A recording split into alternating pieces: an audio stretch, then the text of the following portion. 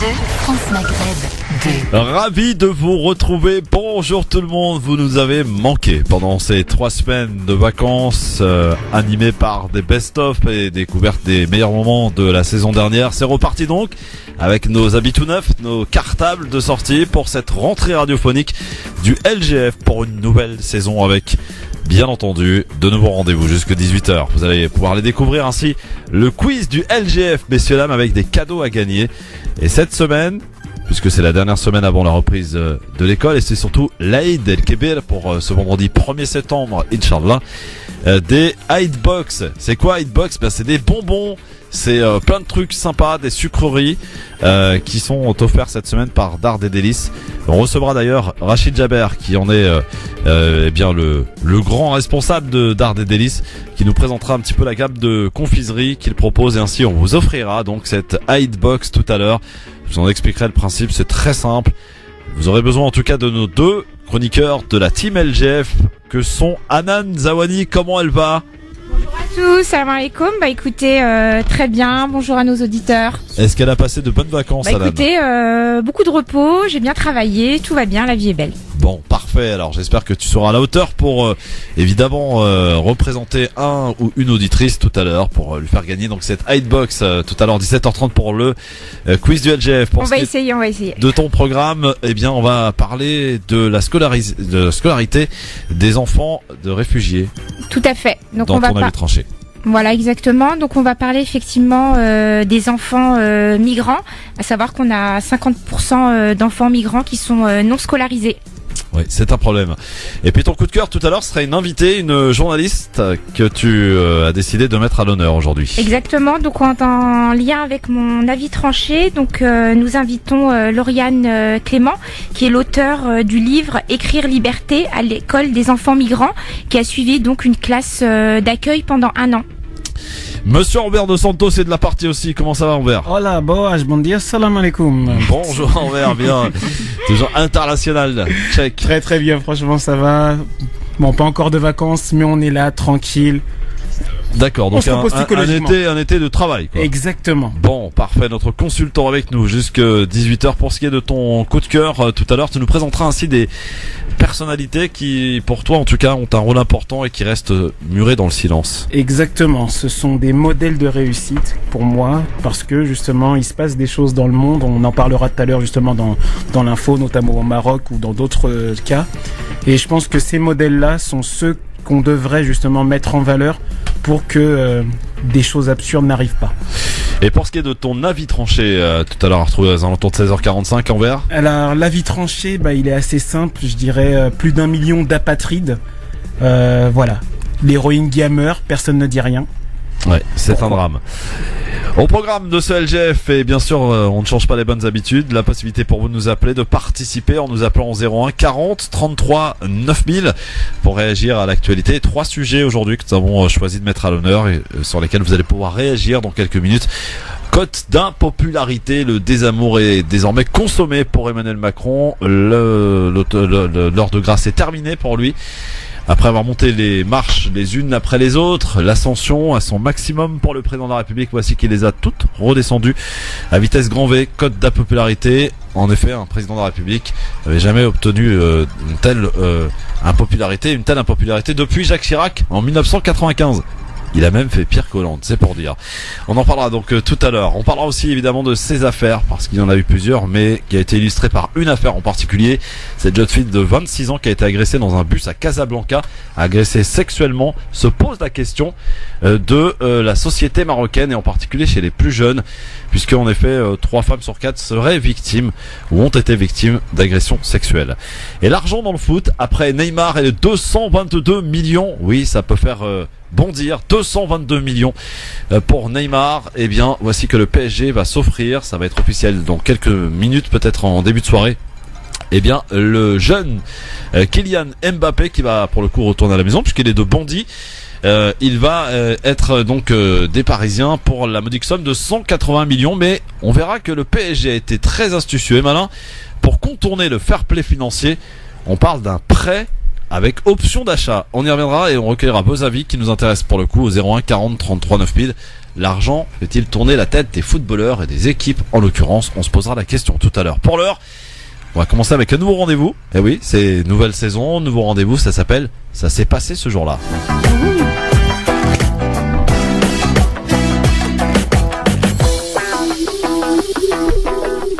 Et ça s'est passé ce jour-là puisque nous sommes le 28 août. Alors que s'est-il passé à 28 août? Tiens, pour commencer, je vous donne une petite citation qu'on pourrait qualifier une petite citation stupide.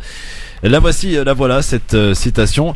Est-il indispensable d'être cultivé quand il suffit de fermer sa gueule en société? Qui aurait pu dire une chose pareille?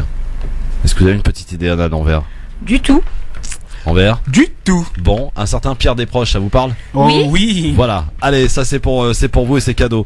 Sinon, il est né en 1982, il est jeune et il est peut-être l'un des milieux et capitaine du PSG, monsieur Thiago Motta, à qui on souhaite évidemment un joyeux anniversaire. Bon anniversaire évidemment à Thiago Motta. Souvenez-vous du séduisant Brandon dans cette série. Eh ouais, elle a reconnu, générique culte. Beverly Hills. Beverly Hills, ouais. Il a aujourd'hui 48 ans et c'est donc l'acteur Jason Brexley qui fait son anniversaire. Un peu moins. Bon anniversaire. Il est marié? Je sais pas. À voir. Révélé lui au début des années 2000 en tête d'affiche des comédies L'amour extra large et Rock Academy, l'acteur Jack Black a aussi 48 ans. On va souhaiter aussi un bon anniversaire à une chanteuse qui revient avec un nouvel album demain, c'est Shania Twain. C'est qui Shania Twain? C'est elle. Eh oui, Shania Twain, elle fête ses 52 ans. Son nouvel album, donc, demain, s'appelle Now. Premier album solo depuis 15 ans, quand même, qui sortira, je rappelle, demain. L'acteur Roche Dizem fête ses 52 ans. Et enfin, on va aussi parler d'un autre générique culte. Écoutez ça. Ah ouais, on se souvient de ce générique de Starkey Hutch. Eh bien, c'est lui, le policier Kenneth Hutch, l'acteur David Saul fête ses 74 ans aujourd'hui. Bon anniversaire. Ah, ça rajeunit pas. Ah, ça rajeunit pas. Sinon, qu'est-ce qui s'est passé à 28 août? Eh bien, je vous emmène à 28 août 1963. Tout le monde a en mémoire ce fameux discours, écoutez.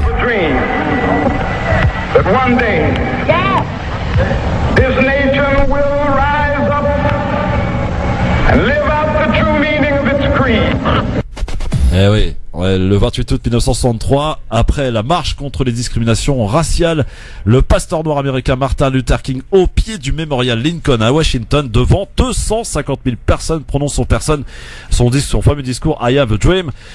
Son rêve est celui d'une Amérique fraternelle où blanc et noir se retrouveraient unis et libres. Martin Luther King, prix Nobel de la paix en 1964, sera assassiné en 1968.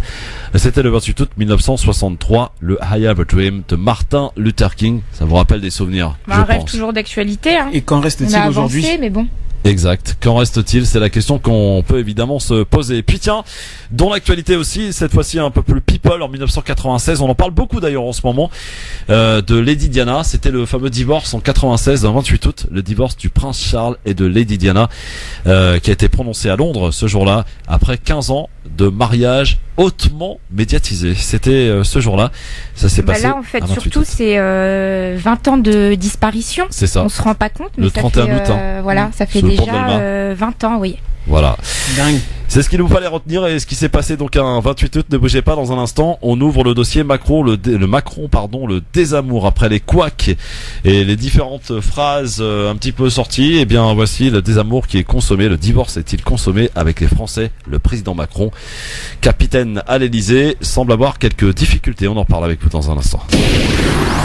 Et le LGF, il est là, de retour, messieurs, dames. En ce lundi 28 août, c'est notre rentrée, nouvelle saison, avec de nouveaux rendez-vous. Donc ça s'est déroulé, ça s'est passé ce jour-là. Vous l'avez découvert il y a quelques instants pour se remémorer finalement quelques événements qu'on a tendance à oublier et qui se sont passés le jour D, en l'occurrence le 28 août. Donc on replongeait un petit peu dans les grandes dates, dans les événements qui ont marqué la date en question. Donc demain, on passera au 29 août et on parlera notamment du dernier concert des Beatles. Et que Beatles après se sont un petit peu séparés, ça s'est un petit peu envenimé entre eux, et puis il y a eu ce fameux concert donc le 29 août.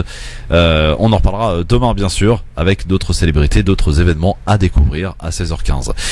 Pour l'heure, avec Enver Dos Santos et Anan Zawani sur France Maghreb 2, je rappelle que tout à l'heure on vous offrira des cadeaux dans le cadre du quiz du LGF. Nouveau rendez-vous là aussi à 17h30 avec cette fameuse Hitebox offerte par Dard et Délices. Ça se passait du côté de Épinay, c'est un nouveau concept, une confiserie qui a pour particularité d'ailleurs de proposer des bonbons à ceux qui sont diabétiques. Vous savez, des bonbons un peu sans sucre. Il nous expliquera un petit peu le projet, le concept tout à l'heure. Rachid Jaber qui sera avec nous tout à l'heure pour nous présenter les produits. Et donc à l'occasion de l'Aïd, ils ont lancé cette idée de Hitebox avec sur les sucettes marqué Aïd Moubarak. C'est formidable. Ça risque mignon, de ça faire va plaisir ça. aux enfants et ça cartonne déjà d'ailleurs. Avec sur le site internet, on vous redonnera toutes les coordonnées utiles et nécessaires. En tout cas, ils nous offrent bien des box Hitebox tout au long de cette semaine pour les auditeurs auditrices de France Maghreb 2. Il suffira donc de faire le bon choix en l'occurrence pour gagner cette Hitebox puisqu'il vous sera conseillé de choisir entre Anan et Enver. Alors, et ils vont devoir choisissez Enver. Non. Je le dis tout de suite. Pourquoi? Attends, je vous explique le concept du truc, ça va de répondre à un maximum de questions. Alors que c'est questions culture G, politique, sport, géographie. Il y en aura pour tout le monde. Hein. On passera sur le sport pour moi. Et vous aurez 1 minute pour répondre. On va faire une espèce de ping-pong comme ça. Hop, je pose la question. Si tu sais pas, je passe. Et à la fin, on fait le topo. Et l'auditeur qui aura choisi donc Enver, si Enver s'est planté sur une question, aura la possibilité au rattrapage de pouvoir répondre. Voilà. Bon. Vous allez comprendre tous à l'heure, c'est très simple.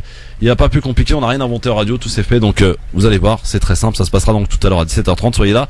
Faites passer le message pour gagner la fameuse Hitebox. Ça se passera donc tout à l'heure sur France Maghreb 2. Bien sûr, pour l'heure et pour commencer notre premier sujet après les couacs, eh bien voici l'impopularité de Emmanuel Macron. Le désamour a bel et bien commencé.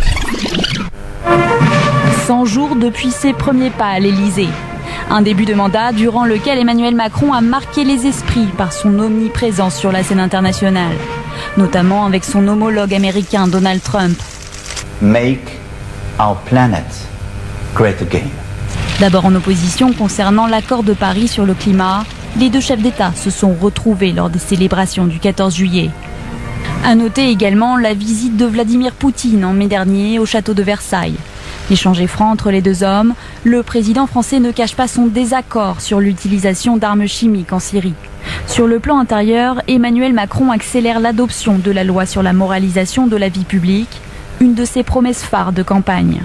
Si le texte prévoit l'interdiction des emplois familiaux, les députés rejettent l'obligation d'un casier judiciaire vierge pour les élus. Un début de quinquennat marqué également par les démissions de plusieurs ministres dans le viseur de la justice, notamment l'ancien garde des Sceaux François Bayrou et Richard Ferrand, infidèle de la première heure.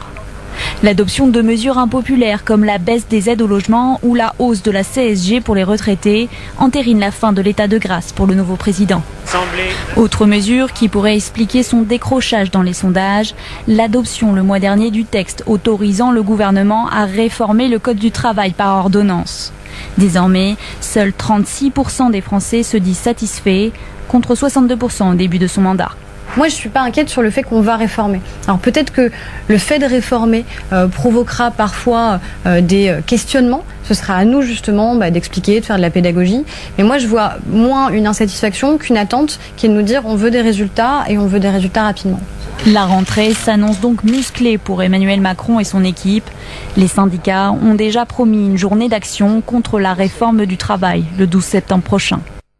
Et oui, c'est une rentrée très agitée donc pour le président Macron. Alors le score d'impopularité pour le président de la République Emmanuel Macron est à peu près similaire à celui de Jacques Chirac en 95. C'est pour dire, il fait même pire que François Hollande qui pourtant a terminé son mandat avec des scores d'impopularité records. Donc ça promet. À peine 100 jours après, on est un peu plus évidemment aujourd'hui. Comment va-t-il gérer? On sent et on entend dire aussi un petit peu à droite à gauche dans les différentes rumeurs qu'il semblerait qu'il change de stratégie de communication. Vous savez qu'il avait tenté de s'éloigner un petit peu des médias, de rarifier sa parole, sa prise de parole. Il semblerait que ça s'est échangé et que il est pour idée en tout cas d'intervenir dans les médias, en particulier la radio, une fois par mois, voire peut-être même un peu plus. Pour Emmanuel Macron aujourd'hui, qui nous fait comprendre d'ailleurs que de réformer c'est compliqué en France. Si on y rajoute aussi le petit couac là qui s'est déroulé pour la Pologne, à propos du travailleur détaché, ça commence à faire beaucoup. Est-ce qu'on peut parler peut-être d'immaturité pour Emmanuel Macron, Envers? Je dirais pas ça. Moi, mon analyse, elle est, enfin, les gens vont peut-être me dire, ouais, je soutiens Macron ou mais c'est pas ça. C'est que, regarde un peu le score d'abstention au premier et deuxième tour. T'as eu une abstention qui a atteint près de 25%. Et en plus de l'abstention, t'as vraiment plein de gens qui ont voté pour lui par défaut et qui parfois n'ont même pas voté pour lui du tout, tu vois. Ouais. Donc dans l'idée là aujourd'hui, en gros l'insatisfaction en fait, je pense que c'est juste la température réelle de ce qu'il y avait au moment de l'élection. Sauf que le matraquage médiatique du Macron est le sauveur, Macron est beau, Macron est magnifique était tellement puissant qu'on les gens ne se rendaient pas compte que bah voilà, à côté, au-delà des insoumis et des forces d'opposition, bah il y a des gens qui ne soutenaient vraiment pas la politique de Macron. Après, moi vraiment, j'espère vraiment qu'il va réussir à faire quelque chose pour la France, parce que bon, que ce soit la droite, la gauche ou qui que ce soit, à un moment donné, voilà, le but c'est qu'il y ait plus de personnes dans la rue, qu'il y ait plus de misère, mais sincèrement, franchement, je m'y attendais à ce que le gars, voilà, il perde parce que c'est la réalité. La réalité rattrape toujours. La réalité rattrape toujours. Moi, ce que je demanderais aux gens, c'est de pas être dans l'affect et peut-être à ce moment-là d'aller dans la rue et de vraiment manifester et de faire en sorte que justement il y ait une véritable opposition lors des prochaines élections s'ils ne veulent vraiment pas de Macron et de son gouvernement. Est-ce que la méthode de communication, Anan, choisie par Emmanuel Macron est peut-être pas la bonne pour s'adresser aux Français, pour leur proposer quand même des réformes qui peuvent être mal comprises pour le coup, mais peut-être nécessaires? Alors, ce qui fait débat de plus en plus, c'est la personnalité de Monsieur Macron. Alors, autant pendant les présidentielles, on avait cet effet nouveauté, il est jeune, donc c'est sympa. Autant là, depuis qu'il a démarré sa présidence, donc effectivement, il a vraiment pris ses distances avec les médias, ce qui fait qu'on a du mal à le saisir, du mal à le comprendre. En plus, toutes ces interventions, c'est toujours extrêmement lisse, donc pas du tout naturel. Son côté autoritaire, il est ressorti quand même à plusieurs reprises dans ses déclarations. Et il y a un autre point. C'est vrai, il est très autoritaire. Oui. Il y a un autre point, moi, qui m'interpelle, c'est qu'effectivement, d'une part, il a des phrases, une attitude, des mots, des prises de position qui paraissent autoritaires. Et quand on a, par exemple, une pétition qui est sortie cet été contre le statut de première dame, avec à peine 15 000 signatures, enfin voilà, avec 15 000 signatures ou un peu plus. Du coup, tout de suite, il fait un rétro-pédalage. Pareil pour la mesure pour les APL. Donc ça a été lancé et boum, qu'est-ce qu'il annonce? Ah en fait, c'était une bourde. Donc je pense que oui, il y a un petit peu pour les APL, a priori, c'est pas lui, hein, c'est le gouvernement précédent. Pour les 5 euros, la baisse des 5 euros.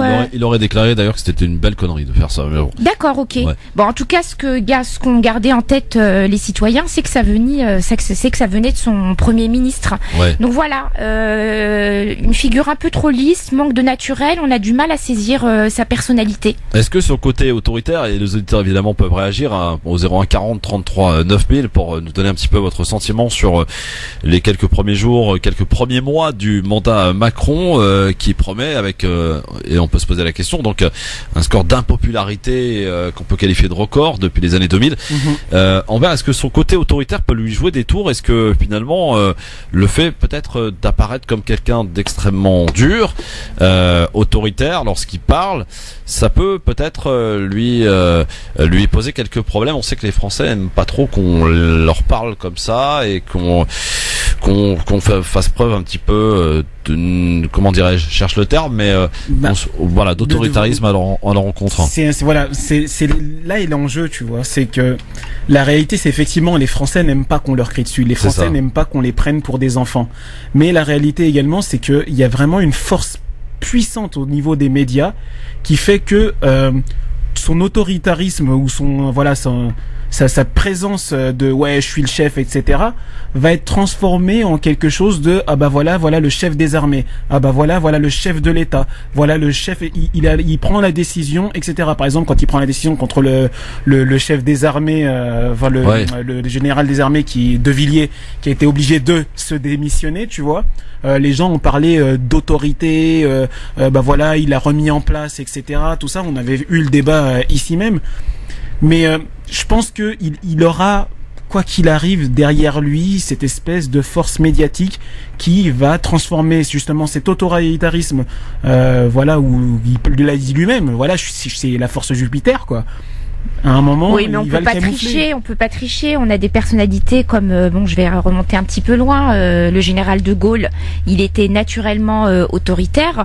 Monsieur Macron, il l'est pas. Il est toujours dans la mise en scène, dans le théâtre. L'orchestré, ça se ressent. C'est de l'orchestration. C'est de l'orchestration. Mais bien sûr, mais les temps ont changé justement. Voilà. Et c'est parce que c'est de mais quand ça sonne faux, ça sonne faux. Donc tu peux pas faire avaler ça à des citoyens. Je dis pas le contraire. Moi, ce que je dis, c'est que justement, les gens qui réfléchissent. Après, je veux pas dire que les citoyens sont bêtes.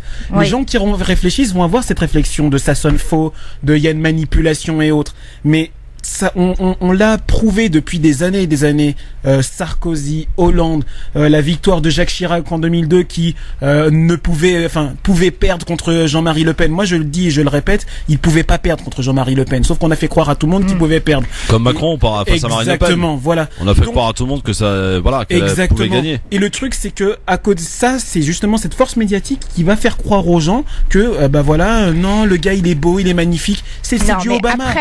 Après, il y a l'aspect personnalité. Je suis d'accord avec toi, mais après il y a les mesures concrètes qui arrivent. Donc là, en septembre, il y a quand même toutes les manifestations sociales qui vont arriver. Les ordonnances. Donc d'un côté, on annonce effectivement qu'il y a une embellie au niveau économique, mais de l'autre, on annonce pas mal de restrictions.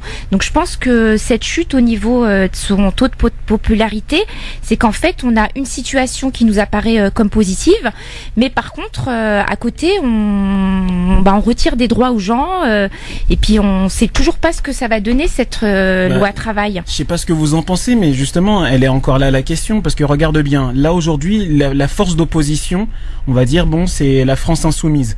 Et d'une stricte mesure, le PS, mais la France insoumise avant tout. Et ils ont décidé de pas faire les sénatoriales. Tu vois, ce sont les maires de France qui vont élire justement les prochains sénateurs. Ils ont décidé de pas faire les sénatoriales. Donc ça fait qu'ils vont concentrer leur pouvoir au niveau de l'Assemblée nationale. Moi, ce que je voudrais savoir, c'est justement comment faire si tu t'essayes pas d'avoir le pouvoir, même au niveau des sénatoriales, même si c'est un ancien système, si c'est un ancien régime, et c'est représentatif de cet ancien régime, justement, le Sénat. Comment tu fais si t'as juste 15 députés? Parce que c'est bien la rue. Honnêtement, c'est vraiment bien. Mais je persiste et signe, tout se passera dans les urnes. Et au niveau des urnes, à chaque fois, il y a des manifestations. Il y a des gens qui sont en mode, ouais, je suis insoumis, je suis révolté, je suis indigné, patati patata. Mais au final, ce sont des libéraux qui remportent la mise. Et aujourd'hui, même les emplois aidés sont supprimés. Bon, après, au niveau des manifestations, moi, je suis quand même assez confiante, parce que là, on a eu l'université d'été de la France Insoumise qui vient de se finir. Ouais. C'était 200 000 personnes, je crois. Donc, moi, je suis confiante dans les manifestations. Moi, c'est l'après, parce que les manifestations, c'est quelque chose. Mais en gros, aujourd'hui, je suis pas sûr que les manifestations... Est-ce que ce pays est irréformable?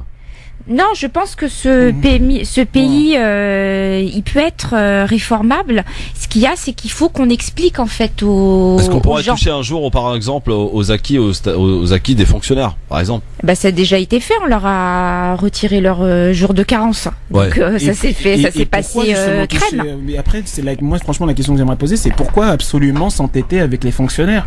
Est-ce que c'est eux qui coûtent le plus cher? Est-ce que c'est réellement? Est-ce qu'il n'y a pas un problème de répartition au sein du fonctionnariat? Parce que on sait que par exemple dans certains secteurs dans les hôpitaux en l'occurrence il y a un manque cruel de personnel, exact. Alors que peut-être dans les centres d'impôts ils sont en surnombre, etc. Donc là c'est la politique d'économie budgétaire elle va pallier à ça. Donc et puis il y a également Mounir, comment il s'appelle déjà? Majoubi. Voilà, Majoubi qui parle pas mal effectivement de secrétaire d'État au numérique. Voilà, secrétaire d'État au numérique qui parle effectivement d'informatiser puis de moderniser les différents centres administratifs. Donc effectivement, on aura moins de personnel remplacé, on va dire.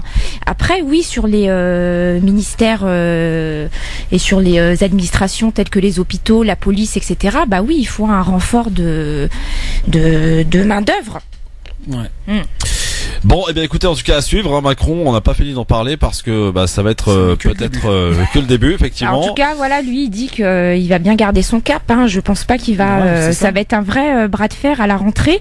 Donc oui, il faut manifester. Et est-ce que ça va faire comme en 95 ? Est-ce que les manifestations vont donner quelque chose à la Juppé, c'est-à-dire qui retire justement les choses les plus graves, c'est-à-dire les emplois aidés. Le contexte n'est pas le même envers, si je peux me permettre, parce qu'aujourd'hui, les gens sont pris en otage par les différents crédits, exactement. etc. Et on peut plus se permettre d'avoir 3 semaines de grève. Voilà. Et c'est ça. Mais après la réforme, la manif. La réforme, si elle est expliquée, si elle est entendue par les Français et que économiquement elle apporte un plus, pourquoi pas ? Après que la réforme, elle apporte une précarisation et puis qu'on ait une classe moyenne de plus en plus pauvre, et là non.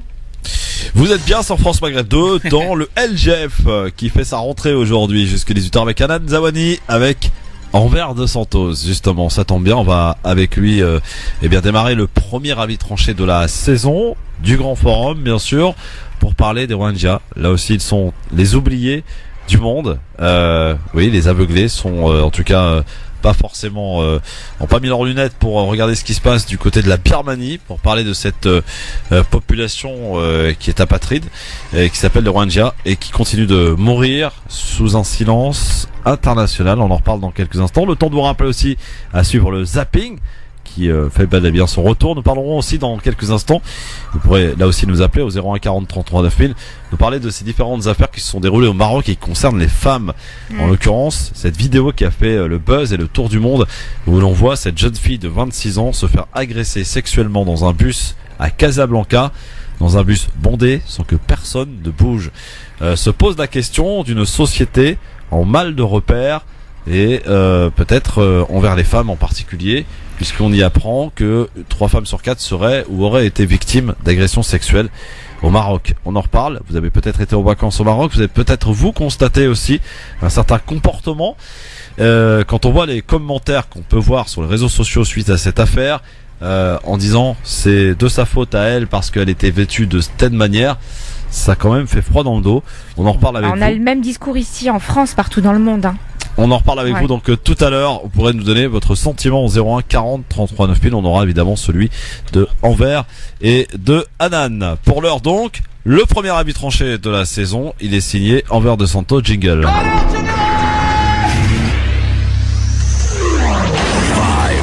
3, 2, 1, 0. Si je fais quoi que ce soit, c'est la mise à pied. Alors piétinez-moi, allez-y. Envers qui va nous parler donc pour ce premier avis tranché de la saison de la situation des Rohingyas en Birmanie. Effectivement, là franchement que c'est au-delà du réel. C'est au-delà du réel. On a une situation où vous avez une soi-disant prix Nobel de la paix qui est responsable dans son pays. Et dans son pays, des gens, parce qu'ils ont une religion différente, sont persécutés, tués, violés, massacrés. C'est un véritable génocide. Et les gens, enfin, quand je dis les gens, c'est les États font comme si de rien n'était. L'ONU déclare que justement il y a une situation de génocide, qu'il y a une situation de massacre super grave. Le pape lui-même, catholique de surcroît, donc vient tirer les oreilles en quelque sorte du monde pour signaler cette situation du massacre de ces pauvres gens. Et on est en train de mettre, oui, parce qu'ils sont ci ou parce qu'ils sont ça. Les bouddhistes, il suffit de voir le traitement des informations. Dernièrement, sur une chaîne d'informations que je ne préfère même pas citer, parce qu'ils le méritent même pas. Le traitement, c'était des rebelles Rohingyas ont attaqué et 71 morts. faut arrêter. Ça devient une guerre. Vient un moment où quand des gens se font assassiner, forcément ils passent à la résistance. Je suis pas en train de justifier la mort, bien au contraire, mais peut-être que si les États avaient réagi, avaient fait en sorte que cette situation ne se désagrège pas, que Aung San Suu Kyi avait parlé et fait le nécessaire pour que les bouddhistes extrémistes qui sont soi-disant dans la paix, etc., ce sont simplement des meurtriers. Je parle pas de tous les bouddhistes, mais ces bouddhistes-là qui se disent bouddhistes, je ne sais pas ce qu'ils sont sauf des meurtriers.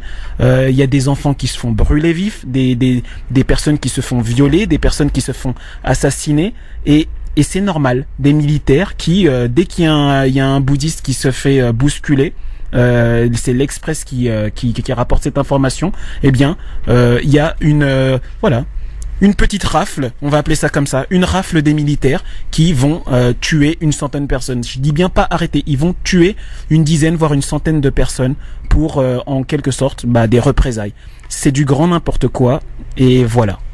Anan, petite réaction sur l'avis tranché donc choisi par Robert. Rohingyas, ça fait, ça fait 3 ans, 4 ans que effectivement on a des images absolument insoutenables sur les réseaux sociaux. Comme tu l'as dit, Enver, pratiquement aucune couverture médiatique. Et là, en fait, ce qui se passe depuis vendredi, c'est qu'on a pratiquement une centaine de morts, donc un théâtre de violence vraiment important. Et on apprend que le Bangladesh, en fait, a renvoyé 70 Rohingyas vers la mort. En fait, ils ont refusé de les accueillir malgré les implorations de ces derniers. Donc la situation, oui, elle est très grave au point de vue du contexte international. Les dirigeants sont pas du tout... il y a aucune pression, il y a rien qui se passe. Donc je sais pas. Je comprends pas le silence. Est-ce que c'est parce que c'est des musulmans? J'ose espérer que non. Est-ce que c'est parce qu'effectivement on a un prix Nobel de la paix qui devrait intervenir et puis qu'on ne souhaite pas la mettre à mal sa position, on ne sait pas. Enfin, politiquement, en fait, je ne comprends pas. Il n'y a pas d'intérêt en fait économique à aller défendre ce peuple. Et comme dans d'autres régions en Afrique, ils sont totalement abandonnés. Moi, franchement, pour aller plus loin, pour conclure rapidement en tout cas pour ma part, sur ce sujet, je pense que ça va au-delà des Rohingyas. Tu peux pas à un moment donné laisser au Yémen, Rohingyas, des Coptes se faire tuer, etc., exactement. Des gens, etc., et tu mets une nationalité parce que telle nationalité ou telle religion a plus de valeur que d'autres. Et le problème, c'est ce qui est en train de se passer. Dans le monde dans lequel on vit, qui est en train de se pourrir, les gens sont en train de dire cette vie a plus de valeur parce que il est de telle religion, parce qu'il est de telle croyance, de telle couleur, etc. Et tu le disais tout à l'heure, c'est l'anniversaire de I Have a Dream, on en est super loin. Grave. Et ce qui se passe surtout, c'est que quand il n'y a pas de considération économique, quand il n'y a pas de priorité économique, les gouvernements s'en désintéressent. Grave. Voilà. Merci Robert, merci Anan bien sûr pour avoir mis à l'honneur en tout cas le sort des Rohingyas dont personne ne parle, ou alors des titres très particuliers en tout cas pour ce qui est des gros médias qui découvrent peut-être pour beaucoup de journalistes l'existence même des Rohingyas. On en a parlé ici même sur France Maghreb 2. Je rappelle aussi aux auditeurs qu'ils peuvent réagir à n'importe quel moment du jour comme de la nuit. Voilà, l'inspiration peut venir aussi la nuit. Ça peut arriver, si vous êtes des gens de la nuit un petit peu comme moi d'ailleurs, on dort pas beaucoup. Vous pouvez appeler, utiliser ce que l'on appelle le Mobi répondeur 24 heures sur 24 pour y déposer votre humeur, votre coup de cœur, votre coup de gueule. 06 18 21 56 41. Dans un instant, le Maroc. Les jeunes Marocains ont-ils un problème avec les femmes? On se pose la question après différentes affaires d'agression sexuelle. Vous avez peut-être été, mesdames, mesdemoiselles, au Maroc cet été? Est-ce que vous avez constaté un problème de comportement, notamment à la plage? On en parle avec vous, sans oublier l'avis tranché de Anan Zawani qui va nous parler de la scolarité des enfants de réfugiés. Et puis, le zapping, tout ça à suivre juste après, le LGF en direct et jusque 18h. Ah, cette musique nous a manqué tout au long de cet été, le LGF. La musique qui met la pression juste avant la vie tranchée. Voilà, direct avec Amber de Santos, Alan Zamani qui sont avec nous sur France Maghreb 2 dans le LGF. Bienvenue. J'espère que vous allez bien. La reprise, beaucoup ont repris le travail aujourd'hui d'ailleurs. Ouais, j'en ai vu beaucoup là qui avaient une mine un peu défaite, oui. Un peu dégoûté, tu vois. Le retour sur la ligne 13 est dur. Voilà, la mine bronzée, mais avec le regard un peu dans le vide, un peu vénère. Le soleil est toujours là. Un peu, ouais, je vais retaper les collègues de travail, je vais revoir le patron, dégoûté. Mais bon, il faut y aller. Nous, on était contents de te retrouver en tout cas. On est content de vous retrouver en l'occurrence. Et d'ailleurs, pour vous gâter, dans le cadre du nouveau rendez-vous, le quiz du LGF tout à l'heure, ça vous expliquera le principe, vous allez voir, ça va être génial, on va bien s'amuser. 2 auditeurs, c'est ce que j'ai besoin en tout cas, et l'un ou l'une d'entre vous repartira avec cette fameuse Hitebox offerte par Dard et Délices. Vous pouvez d'ailleurs aller faire un petit tour pour savoir de quoi il s'agit, de la Hitebox, à l'occasion de l'Aïd El Kébir, donc qui aura lieu ce vendredi 1er septembre. dardedelis.com au pluriel pour délices. Vous allez faire un petit tour, vous allez voir cette petite boîte, cette petite box avec des bonbons, des sucettes avec marqué Aïd Moubarak, ça va faire plaisir aux enfants. Et c'est vrai qu'ils livrent en temps record, quasiment 24 heures de livraison. Hop, vous gagnez aujourd'hui, vous la recevrez demain ou mercredi maximum. Top. C'est top, non? Ouais. Bon, ça coûte cadeau. Combien ce truc normalement? J'en sais rien. Mais en tout cas c'est super sympa et ça va faire plaisir aux petits bambins. Donc si vous voulez, mesdames, mesdemoiselles, messieurs, offrir un cadeau à vos enfants, à vos neveux, vos nièces, eh bien vous pourrez jouer tout à l'heure et faire le bon choix, à savoir Amber ou Anan, oui, de la team LGF tout à l'heure.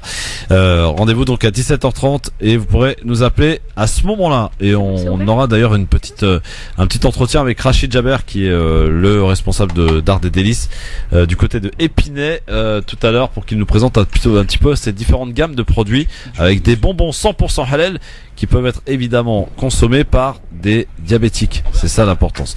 Allez, on passe maintenant au zapping envers Alan. C'est parti avec, dans ce zapping, on a appris sa disparition ce matin à l'âge de 79 ans. Elle était d'ailleurs malade depuis quelques temps. La réalisatrice, actrice qui s'en est allée ce matin, Mireille Darc, retourne sur une carrière extrêmement riche. Ça vous ennuie si je retiens mes bijoux, j'ai une journée crevante. Je voudrais me mettre à mon aise. Je vous en prie. Il aura suffi d'une robe, échancrer juste ce qu'il faut, pour faire de Mireille Darc l'un des sex symboles des années 70. À tout de suite. Avant le Grand Blond, c'est une petite brune qui débute à la télévision en 1960. Il n'y a pas 36 façons de prouver à un homme qu'il vous plaît. Tu es folle, non? Si vous le prenez comme ça. Elle vient de Toulon et pour elle, tout va s'enchaîner, naturellement. Et moi, j'ai suivi des cours d'art dramatique à Toulon, au conservatoire. Puis un jour, j'ai pris le train, je suis montée à Paris. Et là, j'ai suivi d'autres cours. Et puis, j'ai trouvé un impresario qui s'est occupé de moi. Et puis, j'ai commencé à tourner. Et puis voilà. Un petit rôle aux côtés de Louis de Funès dans Pouic Pouic. Mais très vite, elle devient tête d'affiche. Mireille Darc, une première. Pour Georges Lautner, notamment, avec qui elle tournera 14 fois. Édouard Molinaro, Yves Robert ou encore Michel Audiard, qui la cantonnent plus ou moins à des rôles de femme fatale. J'aimerais bien un jour qu'on m'écrive La femme d'Astérix. Oui, mais nous, alors je vais te dire, les fans de Gaulois, ça nous fait bien rire, mais c'est pas là-dedans qu'on te voit. Quand on pense à toi, on te voit plutôt dans des pétasses que dans des Gauloises. Puis c'est continuer, ouvrez les guillemets. Oui, elle était aussi chanteuse, Mireille Darc, l'âge de 79 ans, qui s'en est allée évidemment. Beaucoup de ses amis lui rendent hommage sur les différents médias. Et ce soir d'ailleurs, différentes chaînes de télé vont lui rendre hommage en rediffusant quelques-uns de ses grands films. Mireille Darc, ça vous parle, Envers et Anan? Totalement. Moi, ça me parle, oui. Je crois que c'était l'ex d'Alain Delon, non? Oui, déjà, oui. Voilà. Et puis, on la voyait pas mal sur les séries de TF1, là, les séries d'été. Exactement. Pour moi, c'est les cœurs brûlés. Voilà, exactement. T'as tout dit. Mireille Darc, en tout cas, paix à son âme. Exactement. On en parlait tout à l'heure brièvement avec Anan. C'était le patron de la France Insoumise qui n'a rien perdu de son verbe puisqu'il était hier à Marseille à l'occasion de l'université d'été de la France Insoumise. Il en a profité pour s'adresser, et vous allez voir de quelle manière, aux électeurs du Front National. Écoutez Jean-Luc Mélenchon. Et vous autres aussi là, les gros ballots là, qui font du bruit dans les bistrots, hein? Et après vous allez voter FN. Ça sert à quoi le FN? À rien. Regardez ce ramassis de poules mouillées dans son coin, qui n'a pas un mot à dire, qui vous sert à rien. C'est ça qu'il faut leur dire. Le combat il est là. Les gens qui se battent, qui défendent le pays, qui défendent les salariés, ils sont là et nulle part ailleurs. Les autres sont des gogos, des trompe-l'œil, des illusions, du papier mâché, des tigres en carton, rien. Mes amis, les Insoumis vont reporter la date de leur convention nationale au mois de décembre parce que nous voulons pouvoir jeter toutes nos forces sans en distraire une seule goutte dans la bataille contre le Code du travail. À partir du 21 et proclamer l'état de mobilisation générale du peuple pour en finir avec le coup d'état social et le coup d'état démocratique. Arrêtez tout le reste, ça sert à rien. Battez-vous pour ça. Jean-Luc Mélenchon qui fait une rentrée tonitruante pour le coup, s'en prenant donc aux électeurs du FN, ces gogos qui traînent dans les bistrots. Envers. Là, on peut effectivement dire qu'il ne fait pas de récupération politique et qu'il n'essaye pas de récupérer un électorat. On peut définitivement le dire. En tout cas, il les aura pas. Bon, c'est clair. Anan, Non, moi toujours aussi fan de son franc parler. Après, j'espère que on sera pas comme il y a ces 2-3 derniers mois que dans la provocation. Ouais. En tout cas, Jean-Luc Mélenchon qui en a même profité pour remercier BFM TV qui retransmettait son discours en direct. Donc ça c'est du rarement vu pour Mélenchon qui remercie les médias. Dans le zapping, qu'est-ce que j'ai ? Musique, tiens. Et à présent, tous les moyens sont bons pour dénoncer le racisme avec la musique donc utilisée par un artiste algérien pour y dénoncer le racisme anti-migrant qui est bel et bien apparemment d'actualité en Algérie. Super musique au son coloré africaine à l'instant. C'est un artiste algérien qui est à l'initiative donc de ce clip pour y dénoncer le racisme anti-migrant qui persiste en Algérie, mais pas seulement aussi. On parle de quelques problèmes au Maghreb en particulier concernant donc le sort des migrants. En tout cas, c'est en musique qu'il a choisi cet artiste d'y dénoncer et de sensibiliser la population au bon accueil finalement, qui est quand même légendaire au Maghreb. En particulier qui doit être réservé pour les migrants, quoi qu'il en soit. Une belle manière de sensibiliser envers un âne au travers de la musique. C'est une bonne manière de sensibiliser, un accueil formidable. Oui, on n'arrête pas de dire que l'accueil est formidable. Après, il faut quand même mettre un petit bémol. Il y a quand même pas mal de difficultés, mais oui, très jolie chanson. Et puis, si ça parle au cœur des gens, très bien.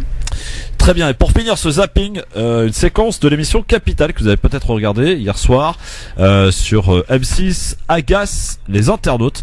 En effet, on peut y voir un patron de supermarché qui recrute uniquement par piston. Ah oui ? Heureusement que t'as ton grand-père qui s'occupe bien de toi. Ils avaient un magasin de vêtements au Sable d'Olonne, des gens charmants. Vous connaissez sa famille ? Ouais. Et ça joue. Donc j'ai super envie de faire plaisir, là. T'as de la chance. Ouais, là c'est un chanceux. Donc comme ça, au premier abord... C'était pas gagné. C'est pas le meilleur. Sur le papier. Par contre, pour François, lui aussi pistonné, ça va bloquer. C'est le neveu de Michel, donc... Michel qui est boulanger chez nous depuis plusieurs années. Stéphane repère que le jeune homme n'est pas très à l'aise. Alors, il pousse son interrogatoire. T'es tout seul avec ta marchandise, ton rythme, tu arrives à le prendre tout seul ? Oui. Tu fais tout timide. Une séquence en tout cas qui a fait réagir les internautes puisque ils dénoncent le comportement de ce patron de supermarché qui décide de recruter uniquement pour faire plaisir et par piston, donc comme quoi ça existe bel et bien le piston aussi. Après, la France c'est le pays du piston, personne, tout le monde le sait. Mais le monde est comme ça a toujours été comme ça. Piston, cooptation, ça a plusieurs noms, mais ça a toujours été comme ça. Après, c'est juste qu'on n'en parle pas, on ne le dit pas, mais c'est pas plus grave qu'ailleurs. Ça se fait depuis des années. C'est juste que les gens ferment les yeux parce que ça leur va bien, quoi. Est-ce que Madame Zawani est ready pour mon avis tranché? Yes. Oui. Eh ben c'est parti avec l'avis tranché de Hanan Zawani. Jingle.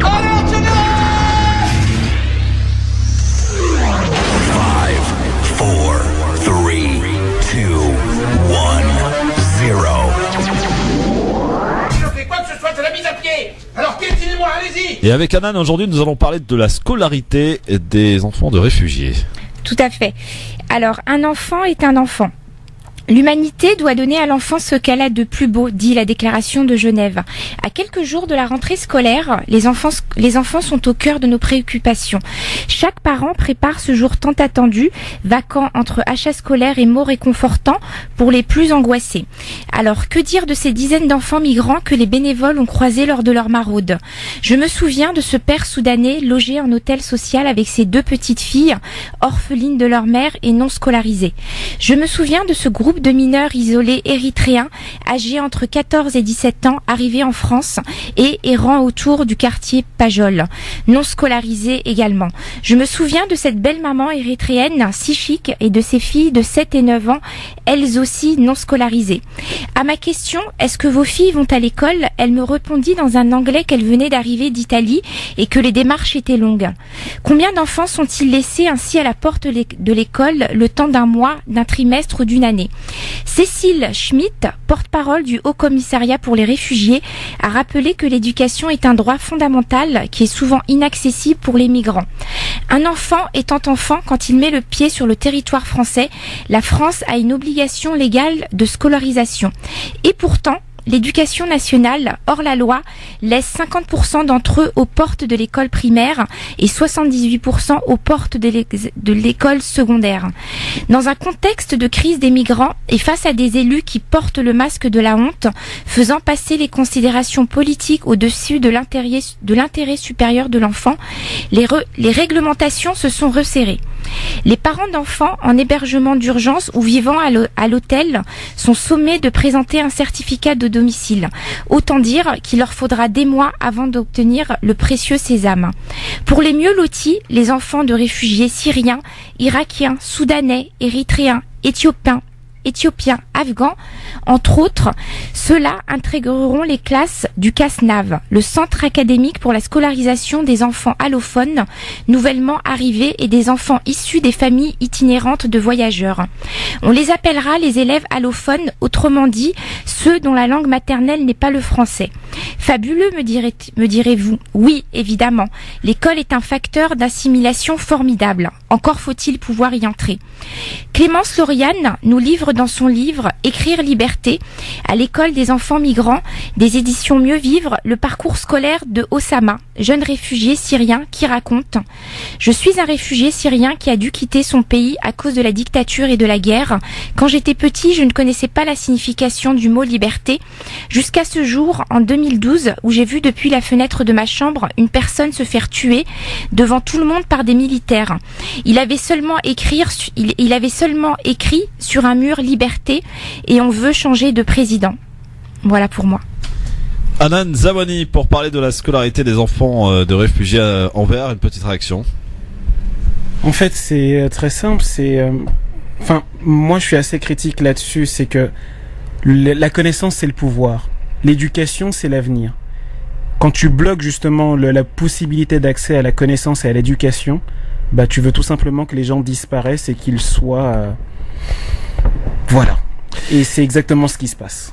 Vous pouvez évidemment réagir en nous laissant vos réactions, coup de gueule, coup de cœur sur le mobile répondeur 24 heures sur 24 au 06 18 21 56 41. On va jouer, messieurs dames, pour vous offrir cette superbe Hitbox offerte par Dard et Délices, qui est sur Épinay mais aussi sur internet. Ils livrent d'ailleurs partout en France et dans le monde leur gamme de bonbons, et à l'occasion de la Eid a donc proposé cette fameuse Hitbox avec ces superbes sucettes marquées Eid Mubarak, voilà, qui va faire plaisir avant le retour à l'école à vos enfants. Vous pourrez jouer avec la team du LGF, à savoir Anvers et Hanan. Tout à l'heure je vous en expliquerai le principe, c'est très simple.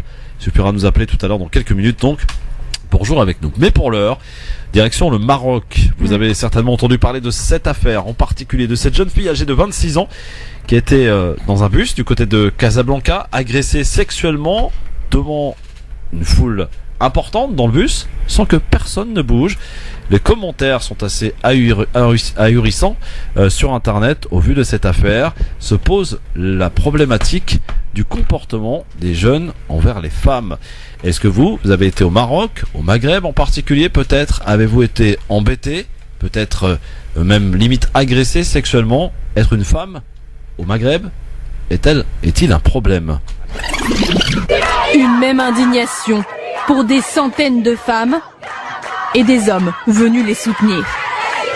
Tous choqués par l'agression sexuelle commise en toute impunité sur une jeune fille de 26 ans dans un bus à Casablanca. La vidéo de l'agression a été diffusée ce week-end sur les réseaux sociaux. Au premier plan, l'un des agresseurs torse nu. La victime est recroquevillée derrière. Nous avons choisi de ne pas montrer la suite de cette vidéo. Malgré les cris, les appels au secours de la victime, personne n'interviendra.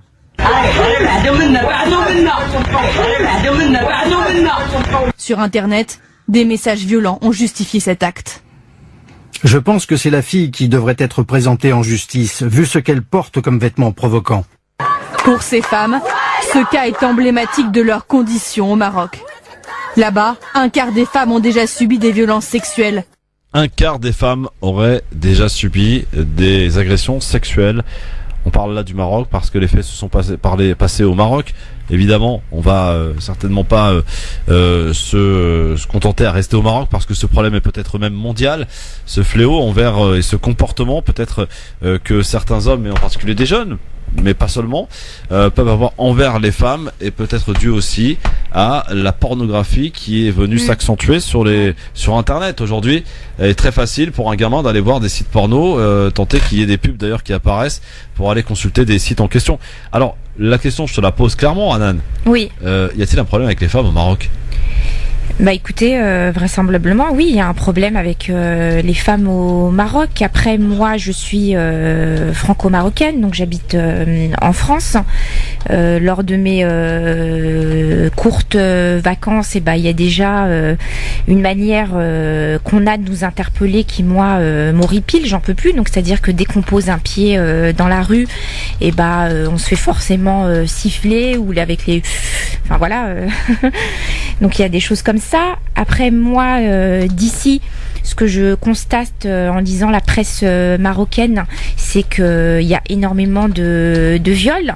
Donc je lis des histoires de petites filles qui se font violer par des parents, par des oncles. Je lis des histoires de jeunes filles en fait qui refusent de se donner à des amis et qui finalement se retrouvent elles aussi obligées d'accomplir un acte sexuel. Et puis encore plus choquant dans ce que j'ai pu lire et au niveau de la presse marocaine, c'est qu'on s'attaque même à des personnes âgées. Donc j'ai en tête l'histoire d'une dame qui a peut-être 70-75 ans, qui habite un bidonville de Casablanca et qui se fait violer à plusieurs reprises par un groupe de jeunes. Donc il y a un problème, oui il y a un problème au Maroc, oui. Il faut le dire, il faut l'assumer. Alors, à quoi c'est dû ? Je sais pas, qu'est-ce que tu en penses, Enver ? Tu sais, je pense que malheureusement, les gens essaieront toujours de rationaliser le pire. Mais là, c'est pas rationalisable. T'as des personnes, des femmes qui se font agresser dans le monde entier. Après là effectivement comme on le dit depuis tout à l'heure ça se passe au Maroc, le sujet est au Maroc, mais on a une banalisation de la violence, une banalisation de la sexualité, une banalisation de la morale, et ce genre de choses arrive. T'as des gamins de 13-17 ans qui se sont pris à cette jeune femme de 26 ans et des espèces de couillons qui juste derrière vont écrire ouais mais voilà comment elle est habillée, etc. Je sais pas si le plus grave c'est pas je suis pas en train de dire que le viol et l'agression sexuelle en soi est grave, mais ce que je trouve vraiment presque innommable, c'est ces gens qui étaient dans le bus et qui n'ont rien fait. Oui, effectivement, c'est vrai que se pose la question. Alors, après, beaucoup de gens aussi. On peut parler aussi de la France, parce que dans le métro, quand on est une femme, quand on est en heure de pointe, qu'on est serré sur la ligne 13 par exemple, Alan, je suppose que on a dû déjà essayer en tout cas de se frotter quoi. Ça m'est arrivé une fois. Ouais. Je sais pas, j'étais pas encore voilée à l'époque, donc ça date peut-être d'il y a 3-4 ans. Et effectivement, je sens un truc bizarre derrière mon dos. Donc, un truc bizarre. Oui, un truc bizarre. Oui, ouais. Je m'avance. Ouais. Et puis, à un moment, je me retourne et effectivement, c'était un homme qui était collé à moi, donc on voyait bien effectivement qu'il était en érection. Et puis, voilà, j'ai quand même une forte personnalité, donc là, j'ai vraiment gueulé quoi. J'ai vraiment gueulé. Et puis il a baissé la tête, il s'est retourné, aucune réaction des personnes autour de moi. Donc je souhaiterais juste revenir un petit peu sur la situation de ces viols au Maroc pour préciser qu'il y a eu quand même eu une manifestation importante, en tout cas un rassemblement des Marocains qui dénonçaient en fait ce type d'agissement. Ouais. Et également parler du fait que en Inde également on a ces problèmes-là de femmes violées. Donc c'est se poser la question, est-ce que dans les pays du Maghreb et notamment le Maroc ou en Inde, est-ce qu'il n'y a pas un problème de considération déjà du statut de la femme ?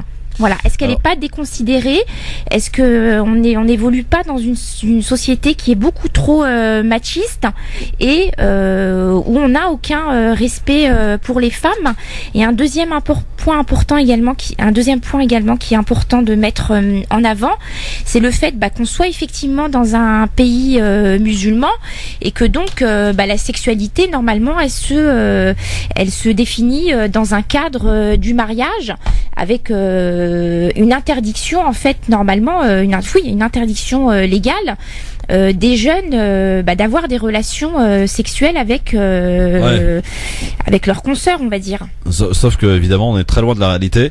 Cependant, on va rappeler quand même que les lois sont un peu particulières au Maroc. Alors je sais pas si elles ont évolué pour le coup, mais on se souvient de cette affaire de cette jeune fille qui s'était suicidée parce qu'elle s'était fait violer et elle devait, selon la loi marocaine, se marier avec son violeur. C'est assez incroyable quand même. Oui, il y a une vraie culture en fait de la virginité dans ces sociétés, notamment au Maroc.